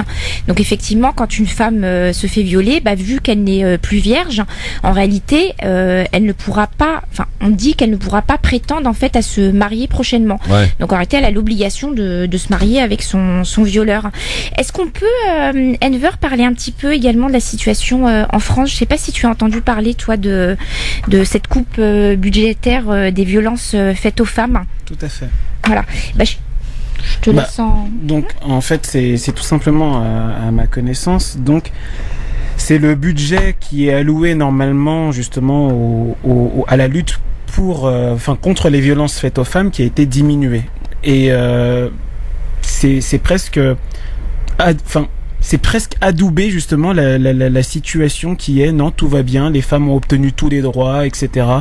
Enfin, c'est du grand n'importe quoi. Donc on ne comprend pas trop pourquoi. Est-ce que c'est parce qu'il y a un manque d'argent ? Et s'il y a un manque d'argent, pourquoi forcément couper à ce niveau-là alors que justement la lutte n'est toujours pas terminée ? Donc voilà. C'est un message qui malheureusement va à contresens de ce qu'on essaye de faire passer. À savoir qu'en France, voilà, c'est quand même bien de le préciser aussi, on a un viol qui est commis toutes les 7 minutes. Et là, j'étais Clem, une youtubeuse en fait, qui est membre du collectif Power Pop. En fait, effectivement, tenait vraiment à ce qu'on prenne la parole sur cette coupe de budget. Ouais. Donc, il faut savoir que normalement, Marlène Schiappa, la ministre, la secrétaire d'État aux droits des femmes, avait promis qu'on n'aurait pas de coupe budgétaire. Et là, du coup, on apprend il y a quelques jours qu'on a un décret qui annonce une coupe budgétaire de 25% pour les droits des femmes. Et que on rappelle qu'en 2015 comme en 2016, on a plus de femmes qui sont mortes en France sous les coups de leur mari qu'il n'y a de victimes des attentats sur le sol français. Donc Clem tenait absolument à ce qu'on lance un appel, un SOS. Un SOS en fait pour diffuser cette information qui est insupportable en matière de droits des femmes, et que le gouvernement d'Emmanuel Macron est en réalité en train de ne pas tenir ses promesses. En fait, voilà. Bon, en tout cas, bonne réaction, sont les bienvenus. Vous avez peut-être été en vacances au Maroc, en Algérie, en Tunisie ou ailleurs dans le monde d'ailleurs, et peut-être été embêté par certains comportements. Moi, je me souviens de gens qui me disent ouais, il est très compliqué par exemple de se balader à Alger avec sa fille ou sa femme parce qu'on est souvent embêté, parce que voilà, donc le comportement de ces jeunes qui peut être vraiment très ennuyeux. Problème avec les femmes, on en parle 06 18 21 56 41 24h/24 sur le mobile répondeur. Dans un instant, on passera un coup de fil à Rachid Jaber qui va nous parler de Dard des Délices, qui va offrir toute cette semaine pour faire plaisir aux enfants avant la reprise de l'école des Hitbox. Vous allez pouvoir jouer, vous inscrire dans un instant en nous appelant, choisir Anan ou Anvers et participer au quiz du LGF, et à suivre aussi l'argent dans le foot après Neymar, les 222 millions que le PSG a déboursé. Voici Mbappé, 180 millions d'euros, 18 ans seulement, en provenance de Monaco. À tout de suite. LGF, le grand forum qui fait sa rentrée aujourd'hui en ce lundi 28 août sur France Maghreb 2 avec Anvers de Santos qui est avec nous, notre consultant Anan Zamoni, aussi de la partie sur France Maghreb 2. Et je rappelle que vous pouvez réagir à 24h/24 sur le mobile répondeur à tous ces sujets, notamment le sujet évoqué avant la pub, le Maroc et les problèmes différents problèmes d'agression sexuelle sur les femmes, et en particulier qui illustre bien cette affaire de cette jeune fille de 26 ans dans un bus du côté de Casablanca, agressée sexuellement sans que personne ne bouge. Alors c'est vrai que ce type d'affaire n'est pas isolé, un cas au Maroc, parce que je rappelle quand même qu'il y a quelques années, en pleine heure de pointe, sur le RERD, une femme s'est fait violer. Là on parle de viol en heure de pointe, donc tout le monde, sans que personne ne bouge. Même récemment. Voilà, problème en tout cas peut-être à l'échelle mondiale de comportement sociétal envers les femmes. C'est vrai que tu disais tout à l'heure, c'est intéressant parce que tu disais quand il n'y a pas de règles, finalement tout le monde se fait sa propre règle. On peut aussi se poser la question sur certains hommes qui ont du mal ou veulent pas se retrouver seuls avec une femme par peur de céder à la tentation, à croire qu'une femme tout de suite c'est un objet pour le coup. Est-ce qu'un homme peut résister à ces tentations? Je crois que oui quand même, hein, on est des hommes envers. Normalement. Normalement oui. Donc voilà, c'est vrai qu'à chaque fois quand il n'y a pas de règle, on se fait sa propre règle. Quoi qu'il en soit, vous pouvez nous donner votre avis qui nous intéresse bien sûr sur le mobile répondeur 06 18 21 56 41. Pour l'heure, on passe un coup de fil tout de suite à Rachid Jaber qui est avec nous. Bonjour Rachid. Bonjour. Bonjour et bienvenue sur France Maghreb 2. Salam alaikum Rachid. Alaikum salam, je vous remercie. Rachid Jaber est là pour nous présenter la gamme de Dard des Délices. Ce sont des bonbons, mais pas seulement. En fait, c'est une confiserie en fait, Dard des Délices, qui propose des bonbons, des chocolats, tout ce qu'il vous faut pour avoir une ligne parfaite pour une rentrée aux anges. Est-ce que vous pouvez nous présenter, Rachid, vos produits, parce qu'il y en a plusieurs, et il y a même d'ailleurs une spécificité, la possibilité de diabétiques de pouvoir manger des bonbons. Absolument. Alors, dans un premier temps, je tiens à vous remercier vivement pour votre accueil et votre invitation, essentiellement à présenter le concept Dard des Délices, parce que c'est ça, c'est un concept avant tout, le concept de pouvoir proposer au plus grand nombre, j'ai envie de dire, une gamme de confiserie 100% végétale. Alors quand on dit 100% végétale, ça peut surprendre, mais il existe effectivement aujourd'hui, ou il existait à l'époque, des confiseries 100% végétales, donc pourquoi ne pas aujourd'hui revenir à ce qui se faisait et apparemment ce qui était bon pour la santé, bien sûr à consommer avec modération, comme tout. Et donc voilà. Alors le concept est axé encore une fois essentiellement sur des produits à base de végétaux, des fruits, des plantes et pour certains des légumes, mais ne le dites pas trop fort parce que les enfants sont très réfractaires quand on leur parle de légumes. Les bonbons. Pardon ? C'est pas grave, on récupérera leurs bonbons. Oui, bien sûr. De toute manière, les bonbons, comme je le dis souvent, et comme certains aiment l'entendre, les bonbons, c'est pas que pour les petits. Hein. Je crois même que les grands en profitent bien plus. Voilà. Exact. Bien. Donc, le concept, encore une fois, est apporter au plus grand nombre la possibilité de consommer des bonbons avec modération. Et on a créé le concept de confiserie végétale. Alors, ce qui est intéressant, et rendons à César ce qui lui appartient, c'est que je ne suis pas à l'origine du projet. À l'origine du projet, ce sont deux petits jeunes de 26 ans et de 23 ans respectivement, Anissa, une grande fille de 26 ans, et Samy, son frère de 23 ans, qui sont à l'origine du projet. Moi, je suis l'heureux papa qui les cautionne, j'ai envie de dire, et qui les cadre, et qui les encadre, pardon. Bravo. Merci. Est-ce que vous pouvez alors on parle de bonbons pardon que vous fabriquez vous-même, que vous faites cuire, c'est vraiment du 100% naturel, des bonbons qui peut alors il y a quoi, il y a différents produits, différents goûts, présentez-nous un petit peu les différentes gammes que vous proposez. Alors aujourd'hui, nous n'avons pas la capacité de tout produire, parce que malheureusement, encore une fois, un problème de capacité et de finances. On produit ce qui est le plus facile, les sucettes faites à la main, là encore 100% végétal. Mais pour revenir à votre question, effectivement, notre gamme est large.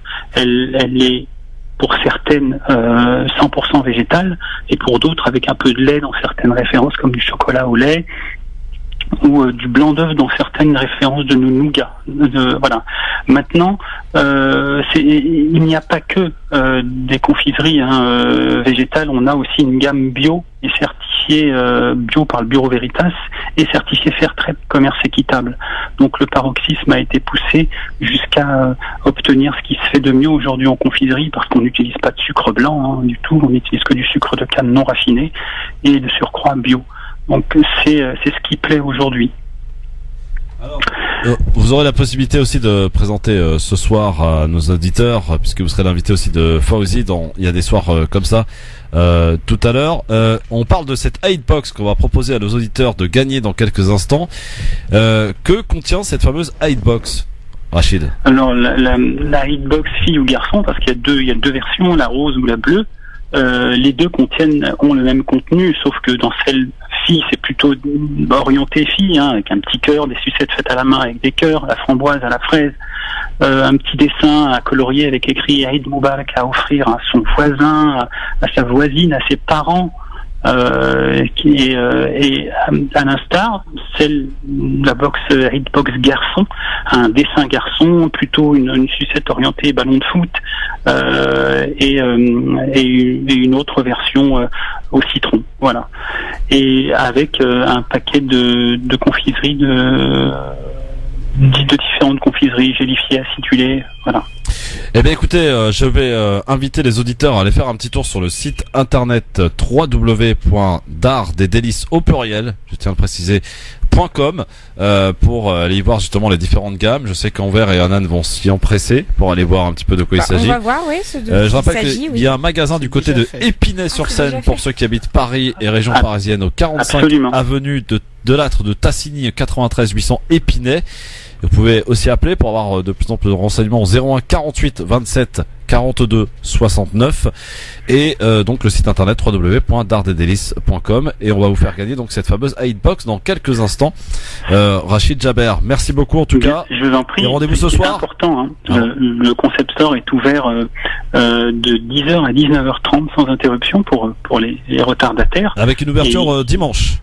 Avec une ouverture exceptionnelle dimanche, absolument. Et bien entendu, nous livrons, quelle que soit la destination, en J+1, c'est-à-dire en commandant aujourd'hui, vous recevez votre box au plus tard mercredi. Et voilà, mardi, commandé mardi, reçu jeudi, etc. Donc vous êtes encore dans les temps pour les provinciaux tout au moins. Très bien. Eh bien, la possibilité de gagner cette fameuse Hitbox dans un instant. Merci beaucoup Rachid, à très bientôt. Merci Rachid. Merci à vous. Au revoir, à bientôt, merci. À très bientôt. Bon, en tout cas, félicitations à vos enfants, c'est vraiment génial. C'est formidable, super. Alors, sur France Maghreb 2, écoutez, on va jouer dans un instant. Alors maintenant, le top départ pour vous inscrire, pour jouer avec nous. Alors, je vous explique, le principe, ça va être très très simple. Vous allez nous appeler, vous allez être deux, donc être sélectionné au 01 40 33 9000, 08 92 23 99 50 étoiles sur le numéro. Les deux premiers qui nous appellent vont pouvoir jouer. Comment ça va se passer? Il y aura un chrono d'1 minute. Je vais ainsi poser les questions à Envers et Anan. Vous aurez le libre choix de choisir donc entre Envers et Anan pour vous représenter, mais si Envers et Anan se plantent, ce qui peut arriver, c'est pas grave, il y a la séance rattrapage derrière où vous peut-être avez la bonne réponse, vous pourrez nous la donner. Voilà, vous allez comprendre, c'est très très facile et tout le monde peut gagner avec des questions relativement diversifiées en matière de politique, en matière de sport, en matière de géographie. Bref, on va bien s'amuser dans un instant. Le temps de nous appeler 08 92 23 99 50 pour jouer et pour gagner donc cette fameuse Hitbox. Vous serez livré très très rapidement. D'après Rachid, donc voilà, vous allez jouer, vous allez gagner donc tout à l'heure. D'ici mardi, mercredi, vous aurez cette fameuse Hitbox. Il y en aura tous les jours de la semaine pour cette fête de la hit qui approche à grands pas, donc à savoir vendredi 1er septembre. C'est le moment de jouer avec nous. 01 40 33 9000, 08 92 23 99 50. Le temps d'inaugurer notre nouveau rendez-vous. Ça s'appelle la playlist de la team LGF. Ainsi, nos chroniqueurs, nos différents participants à cette émission pourront choisir un titre, une chanson qui évoque un souvenir en particulier.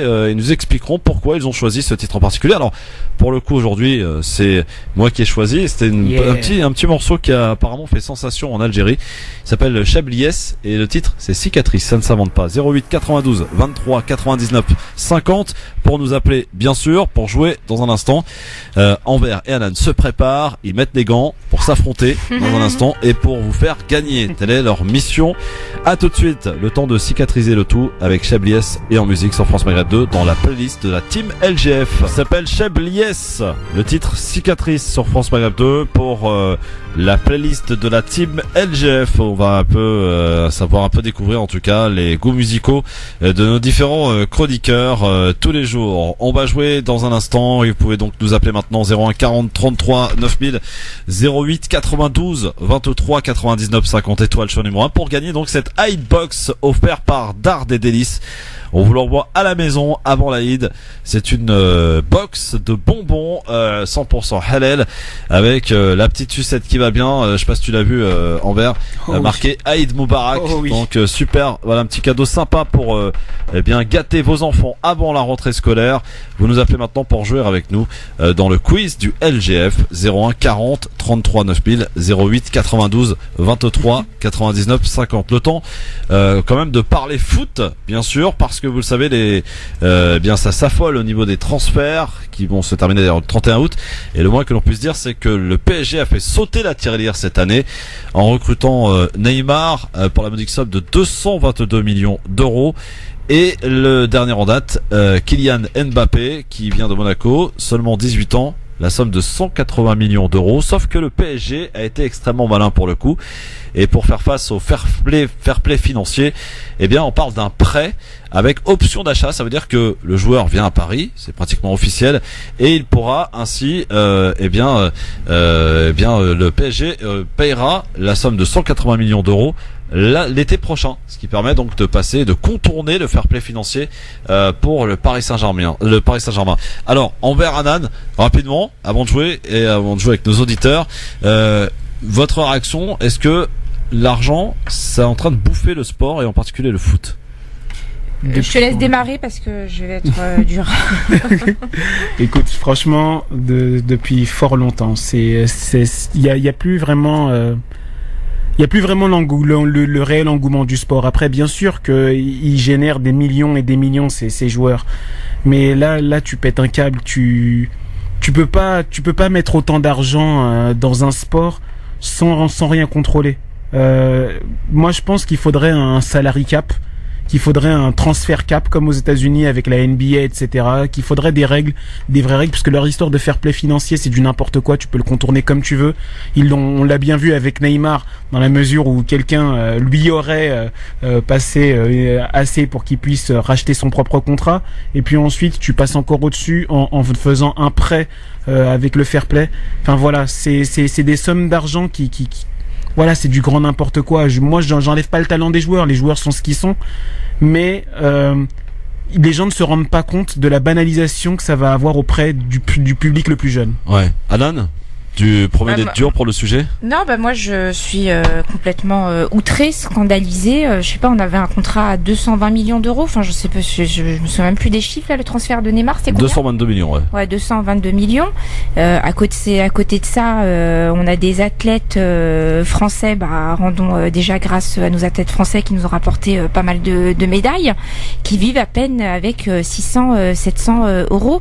Donc il y a tellement un fossé en fait entre les sportifs que c'est pas compréhensible. Après, que le foot soit un business et que Neymar ou que d'autres vont payer leurs impôts en France, très bien, mais ça retire rien au fait que ce soit scandaleux qu'on arrive à des montants aussi hauts.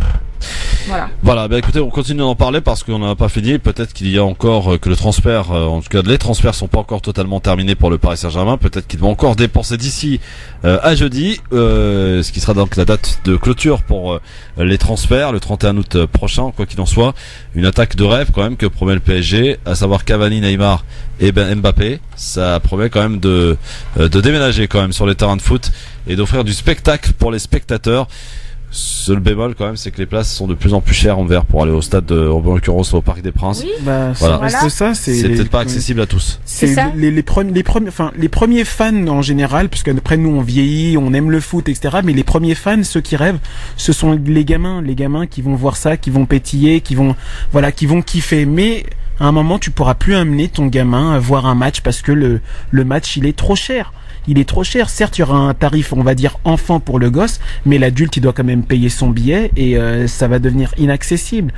Ces sommes d'argent, elles sont folles, elles sont incontrôlées et franchement, ça donne une très mauvaise image aux gosses et à la façon dont le monde évolue. Le foot, ça devient un sport de luxe. Je veux dire, pour avoir des matchs, des ligues, etc., il faut avoir un abonnement à Bing. Pour aller au Stade de France ou au PSG, moi, ma fille m'avait demandé pour son anniversaire il y a 3 ans de l'emmener. C'était 95 €. Donc 95 € x 2, il faut que j'emmène le petit frère avec parce que sinon il va être jaloux. Ça fait 200 €. Et c'est juste pas possible. C'est clair. Allez, maintenant on va jouer. C'est parti avec Anvers et Anan. Et on a juste un petit problème de standard. Donc je vais juste vous dire pour qui vous allez jouer et qui vous a choisi. Sarah de Blanc-Ménil qui a choisi Anan. Bonjour Sarah. Et Sabrina de Saint-Pierre-du-Perret qui a choisi Anvers. Bonjour Sabrina. Alors vous allez je vais lancer le chrono. 1 minute, je vais vous poser des questions. On va commencer. Alors qui prend la main? Honneur aux dames. Envers. Oui, j'y vais. Allez, d'accord. Anan prend la main. Alors c'est Sarah, c'est ça? C'est pour Sarah, oui. Bon. De Blanc-Ménil. Quand vous savez pas, vous passez. Voilà, d'accord. Et on se passe ensuite. Donc on fait un petit ping-pong. Donc je pose la première question pour Anan, ensuite pour Anvers, etc., etc. On y va? Est-ce que vous êtes prêts? On y go. C'est parti. Top départ. Question pour Anan. Comment s'appelle le feuilleton diffusé cet été sur TF1 aux alentours de 19h20? Oh mince. Je passe. Anvers. La France a accordé un prêt de 430 millions d'euros à un pays. Lequel? Il s'agit de l'Irak. Quelle équipe, Anan, a remporté la Coupe du Monde féminine de rugby en battant l'Angleterre 41-32? S'agit-il de la Nouvelle-Zélande ou de l'Australie? La Nouvelle-Zélande. Anvers. Selon une enquête du Figaro, quelle est la ville de France la plus innovante? S'agit-il de Clermont-Ferrand ou de Metz?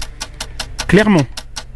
Anan, quel mouvement politique a organisé ce week-end son université d'été à Marseille? La France Insoumise. Anvers. Combien y a-t-il de pays reconnus par l'ONU en Afrique? 53 ou 55? 55, capitaine. Anan. Sauvé par le gong, peut-être. Sauvé par le gong. Alors on va refaire le topping. Alors peut-être que là, pour le coup, Sarah commence à trembler. Comment s'appelle, c'était la question que je posais, par propos du feuilleton diffusé par TF1. Comment s'appelle le feuilleton diffusé par TF1 cet été? Ça s'appelle Demain nous appartient. Ouais, mais j'ai pas regardé. Ah ouais, voilà. Ensuite, la question posée à Anvers. La France a accordé effectivement un prêt de 430 millions d'euros à l'Irak. Bonne réponse, Anvers. Merci. Quelle équipe de rugby a remporté la Coupe du Monde féminine en battant l'Angleterre donc sur le score de 41-32? Il s'agissait bien de la Nouvelle-Zélande, yes. Anan. Mon cher ami Anvers, selon une enquête du Figaro, quelle est la ville qui est considérée comme la ville la plus innovante de France? S'agissait bien de Clermont-Ferrand. Et question pour Anan, c'est bien la France Insoumise qui a remporté qui a organisé son université d'été ce week-end à Marseille. Alors si je fais les comptes, ça fait 1 pour Anvers, 1 pour Anan, 2 pour Anvers, 2 pour Anan. On a une égalité parfaite. Du coup, combien y a-t-il de pays en Afrique? Oui, il s'agissait bien de 55 reconnus par l'ONU. Je vais vous poser une question de rapidité. Non, ça fait 3-2. 3-2. 3-2. Bah oui, attends, la troisième question. Moi, j'ai eu une troisième question, j'ai répondu. Attends. Effectivement. Sabrina. Oui, mais bon, Voilà. il n'a pas eu le temps d'en poser une troisième, c'est ça? Moi, je défends les intérêts de Sabrina. Écoute, qu'est-ce que tu veux que je te dise? Effectivement, victoire. Bon, pas très nette, mais victoire. Mais non, mais il y a eu certes. trois questions de chaque ou pas? Oui, il y a eu 3 questions de chaque. Oui. Voilà. Bon, bah, victoire donc de notre amie Sabrina de Saint-Pierre de Perret qui repart avec sa Sabrina, bravo. Bon choix. Puisqu'elle a choisi Anvers. Demain, vous pourrez jouer pour gagner votre Hitbox avec Jean-Marc Zébélus et Sabrina Artist. Il s'agira de faire là, encore une fois, le bon choix. Mais il va falloir 1 minute, donc ça passe vite. Hein. Ça passe pas le temps de super poser. vite, J'avais prévu 10 questions. Voilà, mais bon, écoutez, voilà. C'est donc le jeu le grand quiz du LGF, le quiz du LGF, qui c'est Dardedelis qui vous propose donc cette fameuse Hitbox. Dardedelis, c'est au 45 avenue de Lattre de Tassigny, 93 800 Épinay-sur-Seine. Dardedelis sur internet, c'est dardedelis.com, le téléphone 01 48 27 42 69, ouverture exceptionnelle donc ce dimanche du côté de Épinay. Rendez-vous demain pour une nouvelle box. Il sera l'invité de Fauzi ce soir. Il y a des soirs comme ça dans un instant. Et pour finir, les coups de cœur du LGF de Hanan et de Anvers. France Maghreb 2, France Maghreb 2. Et bravo évidemment à Sabrina qui, grâce à Anvers, a remporté cette première Hitbox de bonbons offert par Dardedelis. Autre Hitbox demain sur France Maghreb 2. Pour l'heure, on passe au coup de cœur. C'est parti sur France Maghreb 2. France Maghreb 2. Le coup de cœur. Et on va commencer par la très belle Hanan Zawadi qui a une invitée que je vous propose de nous présenter, Hanan. Oui, alors je vous présente Lauriane Clément, donc qui est journaliste pour Pèlerin, donc qui a suivi une classe d'enfants migrants et qui vient de sortir son bouquin il y a une semaine. Donc le titre du livre est Écrire liberté à l'école des enfants migrants. Donc on va la laisser se présenter puis présenter son livre. Bonjour Lauriane. Bonjour et merci de m'inviter. Bienvenue. Merci. Donc pour revenir sur mon projet, en fait, il est né en septembre 2015, parce que dans le cadre de la répartition des migrants dans l'Union européenne, la France s'est engagée à accueillir 30 000 réfugiés en 2 ans, et on estime qu'un tiers de ces 30 000 réfugiés sont des enfants. Donc comment accueillir 10 000 enfants en 2 ans le mieux possible? C'est la question que je me suis posée, et c'est vraiment pas rien, 10 000 enfants. Donc pour moi, l'éducation, c'est la clé, c'est elle qui leur permet de s'intégrer dans la société et d'une certaine manière de retrouver leur liberté, d'où le titre de mon livre. Donc c'est pour ça que j'ai décidé de réaliser 1 an d'enquête dans les classes d'accueil. C'est un dispositif de l'éducation nationale qui scolarise plus de 52 000 enfants chaque année en France, dont 9 000 établissements. Elles existent depuis les années 1970, mais elles sont encore assez méconnues du grand public. Elles existent dans les écoles primaires, les collèges et lycées, et elles permettent de donner à ces enfants une année passerelle pendant laquelle ils apprennent la langue française. Ils se remettent aussi à niveau dans les matières, comme les mathématiques, l'histoire. Et ce sont des enfants qui viennent de toutes les nationalités, de toutes les classes sociales, et c'est ça qui fait vraiment la richesse de ces structures. Donc moi, j'ai visité pendant 1 an une dizaine de classes, et plus particulièrement celle du lycée Bergson à Paris, où on découvre au fil de mon livre le quotidien et la vie de ces jeunes. Alors, ce qui est intéressant dans votre livre, Lauriane, c'est que du coup, on a le parcours de ces jeunes de mois en mois, donc de septembre à octobre, en passant par le mois de mai, puis la fin d'année. Et on découvre également l'histoire de Osama. Oui, absolument. Osama, c'est un réfugié syrien, donc qui est venu en France pour fuir la guerre et ce conflit malheureusement, et donc lui il est scolarisé au lycée Bergson, et donc il essaye tant bien que mal de passer en première scientifique parce que lui il veut devenir médecin. Et donc on voit au fil de l'année qu'il y arrive et qu'il s'en sort pas trop mal. Comment s'appelle le livre? On rappelle l'édition? C'est l'édition Le Mieux Édition. Et le livre s'appelle Écrire liberté à l'école des enfants migrants. Alors on peut le trouver où, Lauriane? Vous pouvez le trouver en ligne sur la Fnac, Cultura, Amazon et dans plusieurs librairies dont la liste est sur le site de mon éditeur, lemieux-éditeur.fr. Super. À très bientôt. Merci beaucoup. Lauriane, et puis bravo pour ce travail. Au revoir, à bientôt. Autre coup de cœur, celui de Anvers de Santos, qui a à peine 1 minute pour nous parler de ces personnes placées sous le silence et pourtant agissantes. Eh bien, il s'appelle Elsa Ray, Moussaï Ben Yacoub, Nadia Hamoudi et autres encore que la liste est longue. C'est juste pour dire qu'on cherche souvent justement des modèles de réussite pour nos enfants. Et moi, je suis spécialiste de la génération Y en termes de communication et de la jeunesse en tant que consultant. Et c'est vrai que dans cette génération, il y a des gens formidables qui justement sont symboles non pas de réussite mais de modèles à suivre. On parle souvent que justement, il faut suivre des modèles pour que la société ne parte pas en vrille. Et je pense que ces gens comme Elsa Ray, Moussaï Ben Yacoub ou Nadia Hamoudi, chacun dans leur domaine, sont des modèles à suivre. Donc je voudrais les remercier parce que c'est pas assez fait. Et pour tous ceux qui justement le font également et dont j'ai pas pu citer le nom aujourd'hui, merci. Un spécial coup de cœur à la Lab. Voilà. Et d'autant plus, La Lab et bon courage à elle. Merci Envers, merci beaucoup Anan pour cette première émission du LGF qui revient évidemment demain sur France Maghreb 2. Passez tous et toutes une excellente soirée. N'oubliez pas de continuer de réagir sur le mobile répondeur qui reste plus que jamais à votre disposition, 06 18 21 56 41. Si toutefois vous voulez évidemment nous faire part d'un coup de gueule, d'un coup de cœur, n'hésitez pas, 06 18 21 56 41. Salut tous les deux, à bientôt. On retourne demain. Ciao, à très bientôt. Émission, à très bientôt. Jean-Marc Zébélus et Sabrina Artiste, il est pour l'heure 18h, le rappel des titres de l'actualité. Bonne soirée à tous sur France Maghreb. Bonsoir à tous. La piste de l'enlèvement après la disparition d'une fillette de 9 ans en Isère. Maëlys s'est volatilisée dans la nuit de samedi à hier en plein mariage à Pont de Beauvoisin. Les enquêteurs entendent tous les invités de la soirée. Objectif, commencer à réparer le pays. Déclaration du Premier ministre Édouard Philippe au terme du séminaire du gouvernement autour du chef de l'État ce matin. Premier grand rendez-vous, la présentation des ordonnances de réforme du Code du travail, c'est pour jeudi. D'autres chantiers seront lancés dans les prochains jours. L'assurance chômage, l'apprentissage et la formation professionnelle. Météo France maintient 8 départements en alerte canicule, le Tarn et le Tarn-et-Garonne, plus à l'est du Puy-de-Dôme et de l'Allier jusqu'au Jura, 33 à 37 degrés aujourd'hui et demain et pas de rafraîchissement avant mercredi. Elle aura incarné pendant 2 décennies la femme fatale du cinéma français. L'actrice Mireille Darc s'est éteinte aujourd'hui à l'âge de 79 ans. Icône de sa génération, elle a joué dans plus d'une 50aine de films et téléfilms qui ont marqué sa carrière. Avec Alain Delon, Mireille Darc a formé pendant 15 ans un couple glamour qui a longtemps fasciné les Français. Une relation qui n'a pas perdu en passion et amour malgré leur rupture en 1983. Les menus de substitution au port, bientôt de retour dans les cantines de Chalon-sur-Saône. Le tribunal administratif de Dijon annule la décision du conseil municipal. En 2015, le maire de Chalon et son équipe avaient décidé au nom de la laïcité de ne plus proposer d'alternative au port pour les écoliers de confession juive ou musulmane.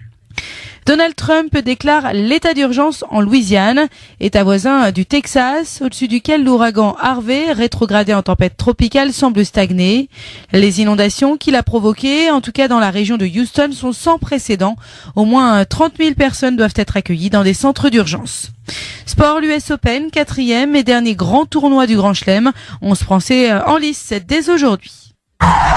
France Maghreb 2, service, info, musique, divertissement. France Maghreb 2. France Maghreb.